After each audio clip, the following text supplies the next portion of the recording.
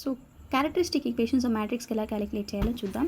So formula వచ్చి F of ల్యాండా is equal to A minus lambda. So ఏం రాస్తాం 1 2 3 4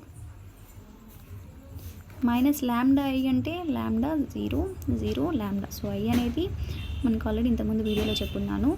సో ల్యాండా ఐ అంటే ఎంత 1 0 0 1. సో ఈ మ్యాట్రిక్స్ని మనం ల్యాండాతో మల్టిప్లై చేస్తాం.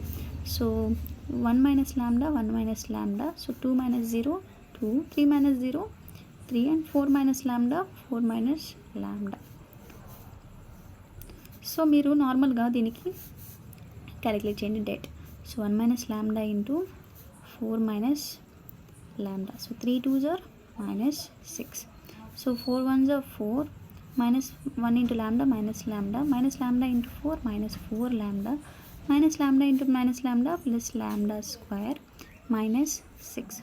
సో ల్యాండా స్క్వేర్ మైనస్ ల్యాండా మైనస్ 5 ల్యాండా. 4 మైనస్ 6 మైనస్ 2. సో మనకి క్యారెక్టరిస్టిక్ ఈక్వేషన్ అంటే ఫార్ములా వచ్చి మనకి F of A is equal to 0. So ఇచ్చిన దాన్ని మనం ఏస్లో రాసుకుంటాం. ల్యాండా స్క్వేర్ అంటే ఏ స్క్వేర్ మైనస్ 5 ల్యాండా అంటే మైనస్ 5a అండ్ మైనస్ 2 అంటే ఇక్కడ మనం minus 2i is equal to 0 అని రాస్తాం. సో ఈ వాల్యూ అనేది మనకి క్యారెక్టరిస్టిక్ ఈక్వేషన్. సో ఈక్వేషన్ మనం క్యారెక్టరిస్టిక్ ఈక్వేషన్ అని అంటాం.